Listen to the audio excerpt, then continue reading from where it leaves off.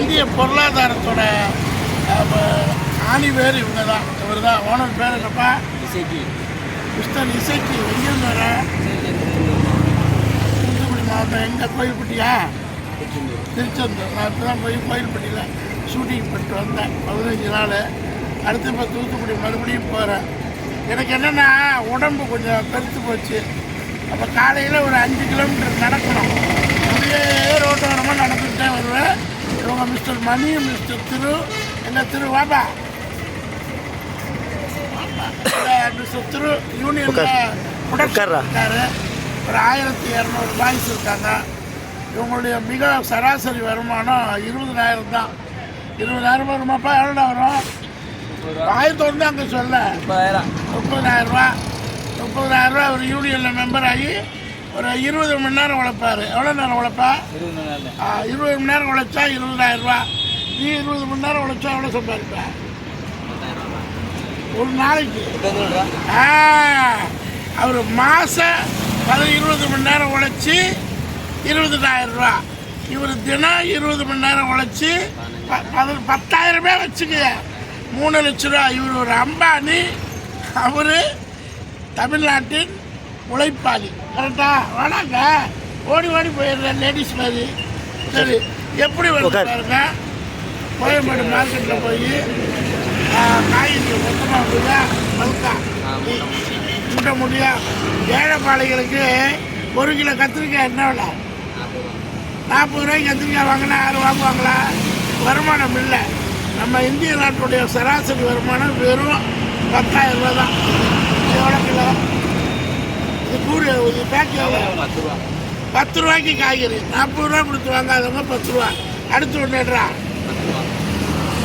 என்னக்கு கோவக்காய் கிட்னிக்கு நல்லது 10 ரூபா. எதெடுத்தாலும் 10 ரூபா.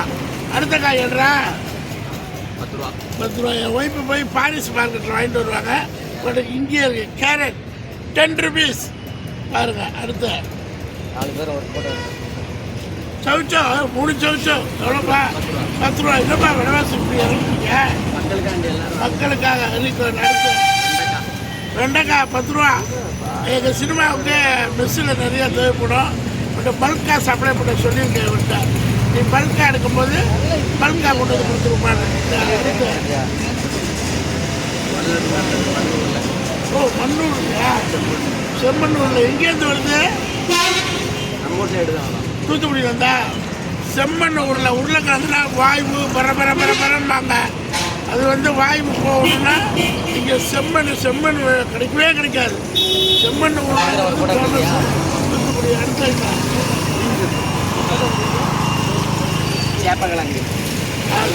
நல்ல சரீரத்துக்கு தேவையான வேளாத்துக்கு எங்கே அது விட்ட பழங்கள் வாங்கிட்டு அந்த பழங்கள் வீட்டில் வாங்கின பழங்கள் இவருடைய செம்மண் என்ன இது சேப்பங்களுக்கா 10 ரூபாங்க. சைனாவோட சீப்பு.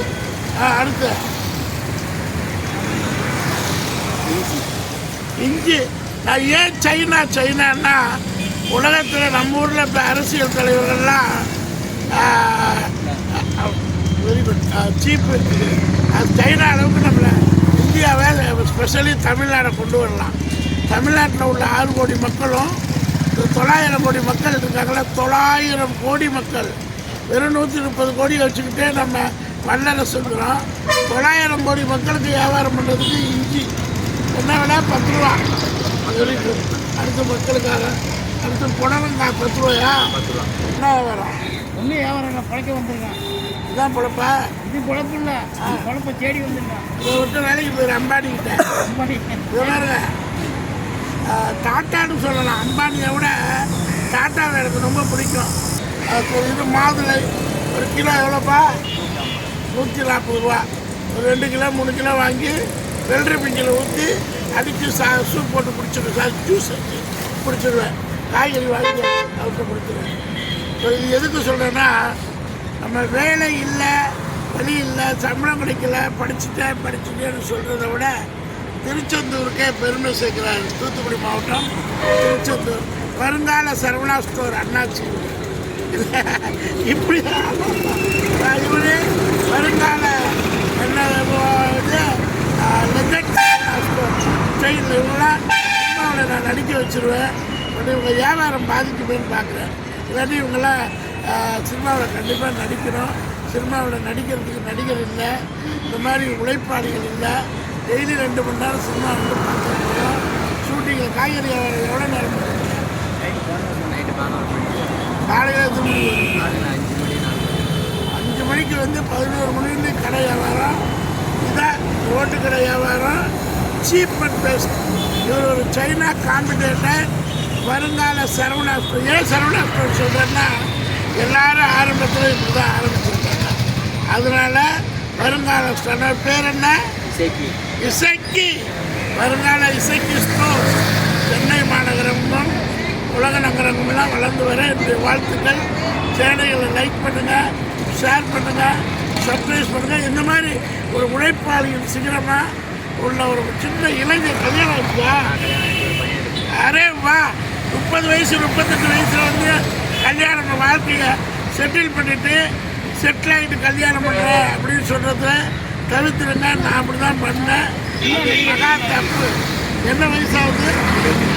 24 ஒரு குழந்தைக்கு தகப்பனா, ஒரு தாய்க்கு மகனா, குழந்தைக்கு தகப்பனா, ஒரு வியாபாரியா இவ்வளோ தூரம் வந்து செல்வது மிகப்பெரிய நம்ம நாட்டுக்கு, தமிழ்நாட்டுக்கு, இந்தியாவுக்கு இவரெல்லாம் ஒரு பொக்கிஷம்.